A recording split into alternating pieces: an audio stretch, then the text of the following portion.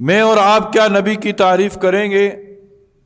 40,000 اشعار ایک شاعر لکھتا ہے نبی کی تعریف میں، اور 40,000 اشعار لکھنے کے بعد وہ آخری شعر جو لکھتا ہے نا، کیا لکھتا ہے کہ تھکی ہے فکر رسا مدہ باقی ہے،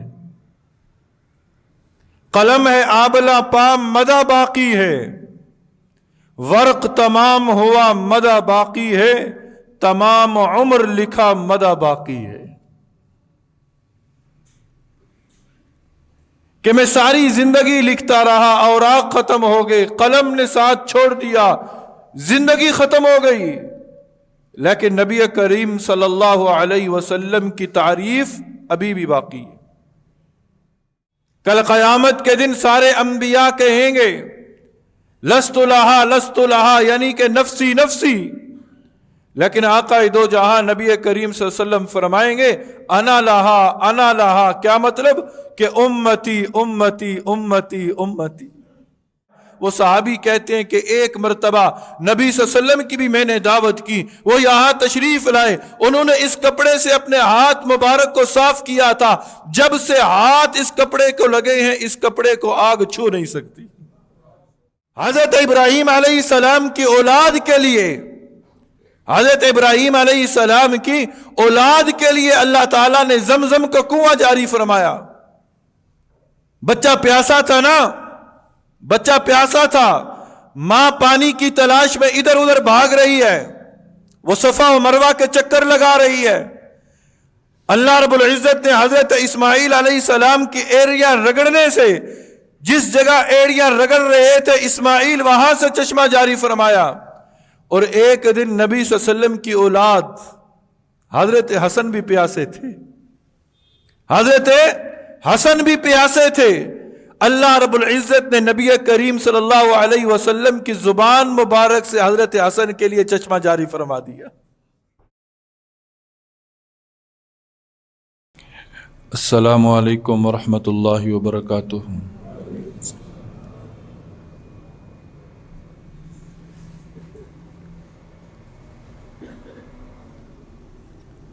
الحمدللہ الحمدللہ وکفا وسلام علی عباده الذین اصطفى، اما بعد فاعوذ باللہ من الشیطان الرجیم، بسم اللہ الرحمن الرحیم۔ لقد من اللہ علی المؤمنین اذ بعث فیہم رسولا وفی مقام ورفعنا لك ذکرک۔ آمنت باللہ صدق اللہ مولانا العظیم وصدق رسولہ النبی الکریم ونحن على ذلك لمن الشاہدین والشاکرین والحمد للہ رب العالمین۔ تمام احباب انتہائی ذوق شوق عقیدت محبت احترام اور ثواب کی نیت سے ایک مرتبہ درود شریف پڑھ لیجیے۔ اللہم صلی علی محمد وعلی آل محمد کما صلیت علی ابراہیم وعلی آل ابراہیم انک حمید مجید۔ اللہم بارک علی محمد وعلی آل محمد کما بارکت علی ابراہیم وعلی آل ابراہیم انک حمید مجید۔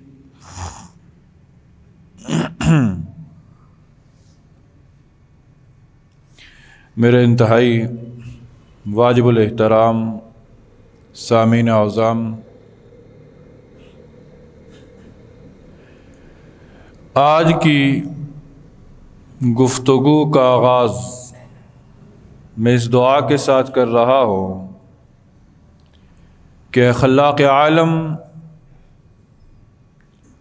جس ہستی کی عظمت کا ذکر آج کی نشست میں ہوگا، اے مولا کائنات، اسی ہستی کا تیری بارگاہ میں واسطہ دے کر یہ مانگ رہا ہوں کہ مولا تو اس کے صدقے تمام کے تمام بیماروں کو مولا کائنات شفائے کاملہ نصیب فرما دے۔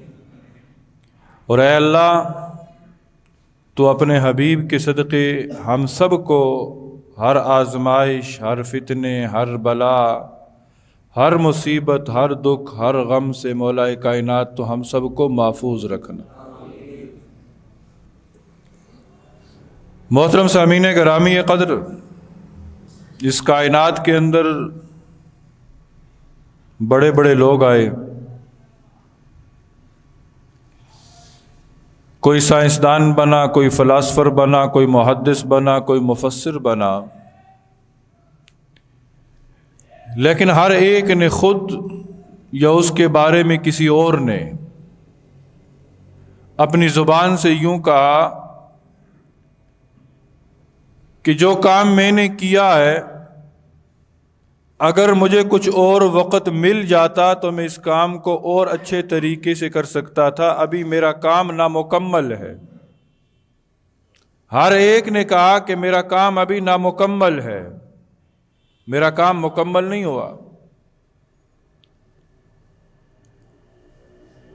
بڑے بڑے فاتح اعظم بھی آئے اس کائنات کے اندر، جنہوں نے دنیا پر حکومت کی، مرنے کے قریب انہوں نے بھی کہا کہ ہمیں وقت نہیں ملا، اگر کچھ اور وقت مل جاتا تو ہم کچھ اور کر گزرتے۔ بڑے بڑے سائنسدان کہ جنہوں نے سائنس کی تاریخ میں انقلاب برپا کر دیا، انہوں نے بھی وقت آخر یوں ہی کہا کہ ہمیں وقت نہیں ملا۔ بڑے بڑے تاریخ دان آئے، بڑے بڑے فلاسفر آئے، گویا کہ اس انسانیت کے اندر ہر ایک نے اپنے جہل کا اعتراف کیا سوائے ایک ہستی کے، اور وہ ہستی کون ہے؟ حضرت محمد عربی صلی اللہ علیہ وسلم،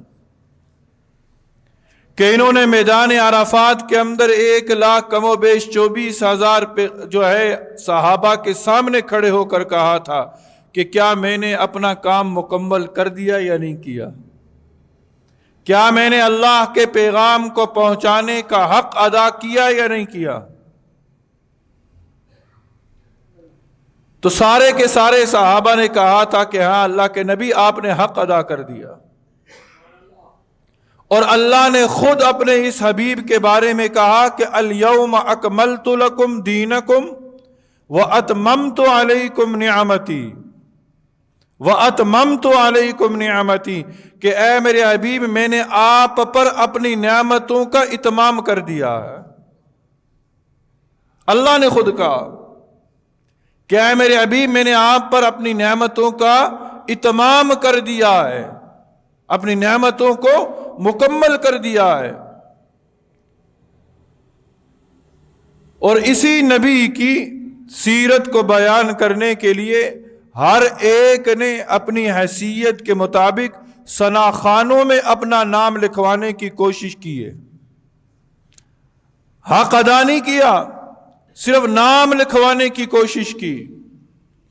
40,000 اشعار ایک شاعر نے لکھے ہیں۔ میں اور آپ کیا نبی کی تعریف کریں گے؟ 40,000 اشعار ایک شاعر لکھتا ہے نبی کی تعریف میں، اور 40,000 اشعار لکھنے کے بعد وہ آخری شعر جو لکھتا ہے نا، کیا لکھتا ہے؟ کہ تھکی ہے فکر رسا مدہ باقی ہے، قلم ہے آبلہ پا مدہ باقی ہے، ورق تمام ہوا مدہ باقی ہے، تمام عمر لکھا مدہ باقی ہے۔ کہ میں ساری زندگی لکھتا رہا، اوراق ختم ہو گئے، قلم نے ساتھ چھوڑ دیا، زندگی ختم ہو گئی، لیکن نبی کریم صلی اللہ علیہ وسلم کی تعریف ابھی بھی باقی ہے۔ تو گزشتہ کئی جمعوں سے آپ حضرات کے سامنے نبی کریم صلی اللہ علیہ وسلم کی سیرت کے کچھ پہلو آپ حضرات کے سامنے عرض کرنے کی میں کوشش کر رہا ہوں، لیکن یہ یاد رکھیے کہ اس مختصر سے وقت کے اندر نبی کی سیرت کو بیان کرنے کا حق ادا نہیں ہو سکتا۔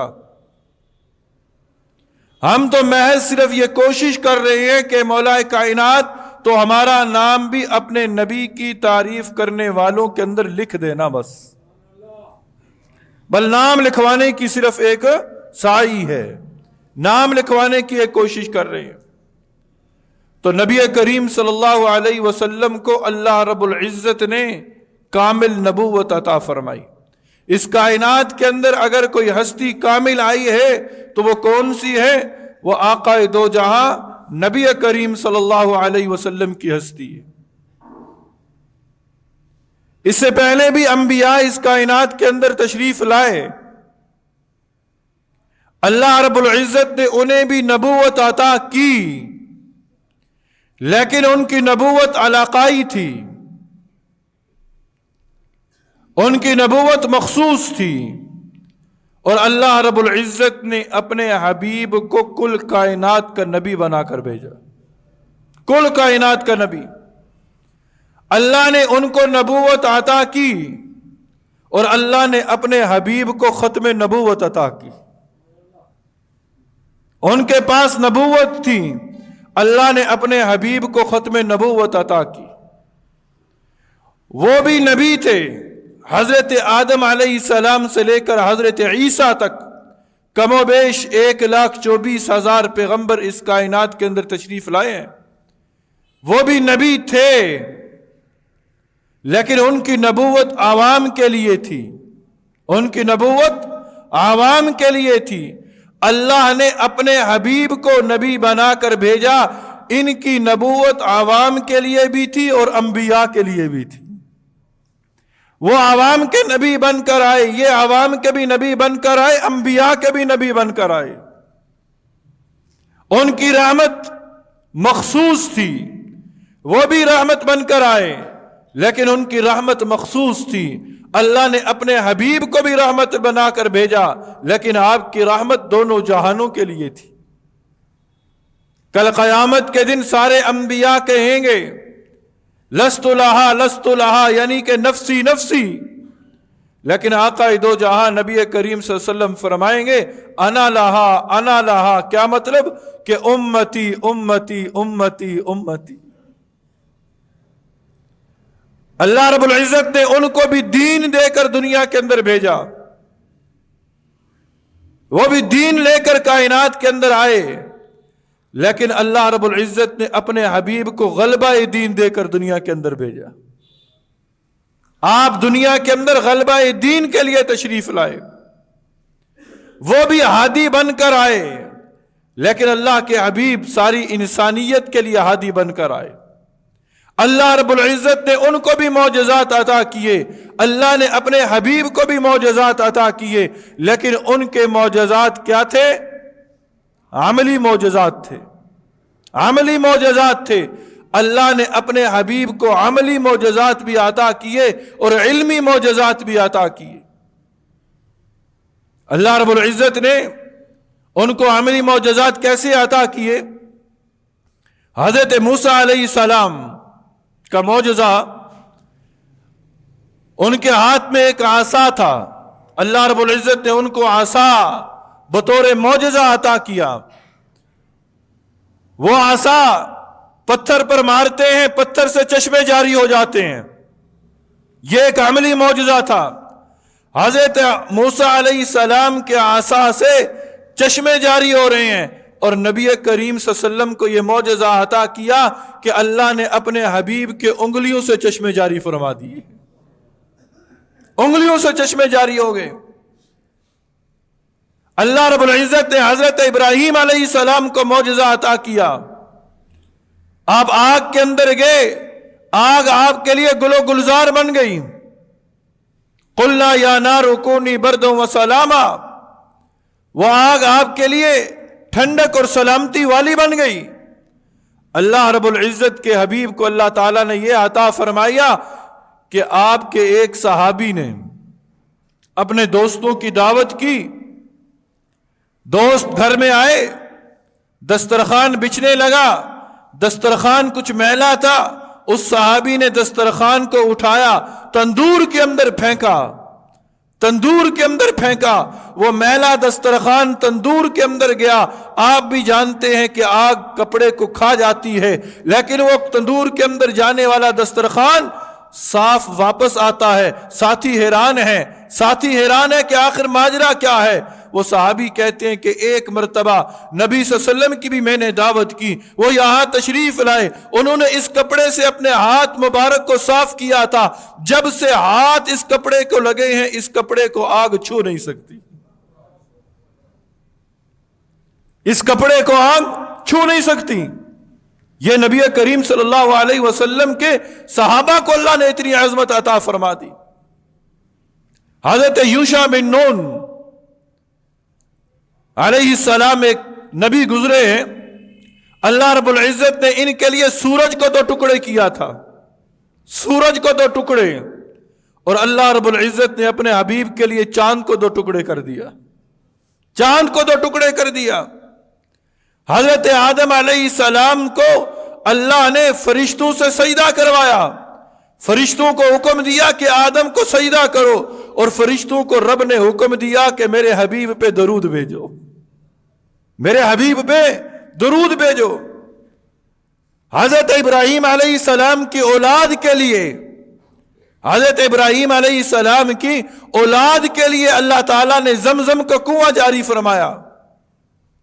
بچہ پیاسا تھا نا، بچہ پیاسا تھا، ماں پانی کی تلاش میں ادھر ادھر بھاگ رہی ہے، وہ صفا و مروہ کے چکر لگا رہی ہے۔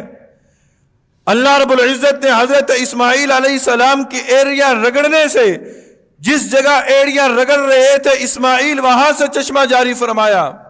اور ایک دن نبی صلی اللہ علیہ وسلم کی اولاد حضرت حسن بھی پیاسے تھے، حضرت حسن بھی پیاسے تھے، اللہ رب العزت نے نبی کریم صلی اللہ علیہ وسلم کی زبان مبارک سے حضرت حسن کے لیے چشمہ جاری فرما دیا۔ اللہ رب العزت نے حضرت یوسف علیہ السلام کو حسن عطا فرمایا، اور اللہ رب العزت نے اپنے حبیب کو بھی حسن عطا فرمایا۔ ان کے حسن کو دیکھ کر مصر کی عورتوں نے انگلیاں کاٹی تھیں، اور نبی کے حسن کو دیکھ کر نبی کے جانثاروں نے اپنی گردنیں کٹوا دی تھی، اپنی گردنیں کٹوا دی تھیں۔ حضرت عائشہ صدیقہ رضی اللہ تعالی عنہ فرماتی ہیں کہ مصر کی عورتوں نے تو انگلیاں کاٹی تھیں، اگر وہ ہمارے نبی کے حسن کو دیکھ لیتی تو ان کی وہی چھریاں ان کے کلیجوں پر ہوتی۔ نبی کریم صلی اللہ علیہ وسلم کو اللہ رب العزت نے وہ کمالات عطا فرمائے کہ جو اس سے پہلے کسی اور نبی کو عطا نہ فرمائے تھے۔ نبی کریم صلی اللہ علیہ وسلم نے خود فرمایا، میرا دشمن 1 مہینے کی مسافت پر ہو، میرا دشمن 1 مہینے کی مسافت پر ہو، میرا رعب اس پر اثر کرنا شروع کر دیتا ہے۔ پہلی امتوں کے لیے کیا تھا؟ اللہ رب العزت نے ان کے لیے عبادت کے لیے جگہوں کو مخصوص کر دیا تھا، ان کے معبد خانے تھے، انہوں نے نماز پڑھنی ہوتی نا وہ معبد خانے میں جاتے، عبادت گاہوں میں جانا ضروری تھا۔ لیکن اللہ رب العزت نے اپنے حبیب کے لیے ساری زمین کو مصلی بنا دیا، ساری زمین کو مصلی بنا دیا، جہاں چاہو نماز پڑھ لو۔ پہلی امتوں کے لیے کیا تھا؟ ناپاک ہو جاتے، انہیں پاکی حاصل کرنے کے لیے پانی کو حاصل کرنا ضروری تھا، پانی کے بغیر ان کی پاکی نہ تھی، پانی کے بغیر ان کی پاکی نہ تھی۔ کپڑا ناپاک پانی سے دھو، جسم ناپاک پانی سے دھو، پانی قریب نہیں، تلاش کرو، تلاش کرو، بغیر پانی کے تمہیں پاکی حاصل نہ ہوگی۔ لیکن اللہ رب العزت نے اپنے حبیب کو اتنی آسانی فرما دی، اتنی ان پر اللہ رب العزت نے اپنی مہربانی فرمائی کہ اے میرے حبیب اپنی امت کو یہ پیغام دے دینا کہ جب ناپاک ہو اور پانی کے اوپر دسترس نہ ملے، پانی حاصل نہ ہو تو مٹی سے تیمم کر لینا، میں تمہیں پاکی کی خوشخبری سنا دیتا ہوں، وہی تمہاری پاکی ہے۔ تو یہ سارا کچھ ملا اللہ رب العزت کے کرم اور فضل سے، کس کو؟ آقا دو جہاں نبی کریم صلی اللہ علیہ وسلم کو۔ اور کون نبی؟ جو ہمارے نبی ہیں۔ اسی لیے کہتے ہیں نا کہ محمد ہمارے بڑی شان والے، محمد ہمارے بڑی شان والے۔ جی ہاں، ہم ان کے امتی ہیں، ہم ان کے امتی ہیں۔ آج ہم سب پر یہ لازم ہے کہ ان کی صدق دل کے ساتھ اتباع کی جائے۔ میں صرف میں ان فضائل کو بیان کر دوں اور آپ بھی ان فضائل کو سن کر چلے جائیں اور کہیں کہ ہم نے آج فضائل سنے۔ فضائل سننے کے بعد اگر عمل نہیں ہوگا، عمل سے زندگی بنتی ہے جنت بھی جہنم بھی، یہ خاکی اپنی فطرت میں نہ نوری ہے نہ ناری۔ عمل سے زندگی بنتی ہے، عمل نہیں ہوگا ہم کامیاب نہیں ہوں گے، عمل نہیں ہوگا نجات نہیں ملے گی۔ عمل ہوگا تو اللہ کی قسم ساری کائنات عمل کرنے والوں کی غلام بن جائے گی، عمل کرنے والوں کی غلام بن جائے گی۔ اگر عمل آئے گا، یہ ساری کائنات نبی کے غلاموں کی غلام بن کر اس کائنات کے اندر آئی ہے۔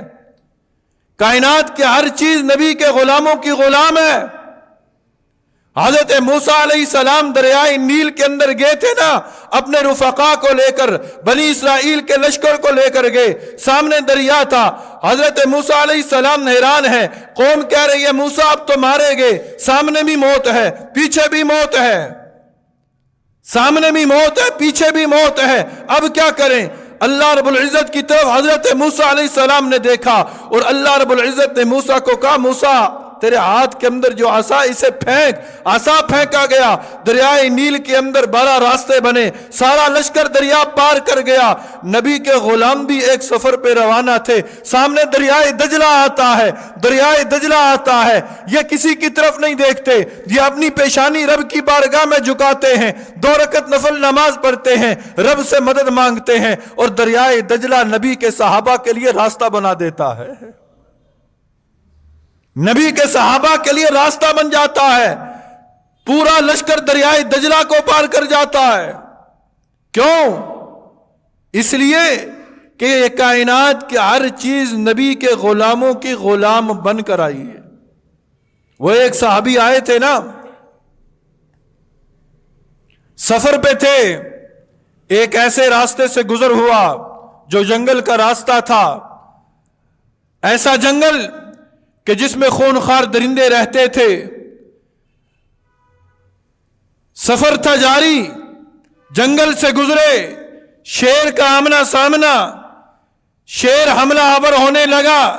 اس صحابی نے کیا کہا کہ اے شیر، تو جانتا ہے میں نبی کا غلام ہوں، میں نبی کا غلام ہوں۔ شیر نے اپنی گردن کو جھکایا، دم کو ہلایا، اور اسی صحابی کا رہبر بن کر اس صحابی کو مدینہ منورہ چھوڑ کر جاتا ہے۔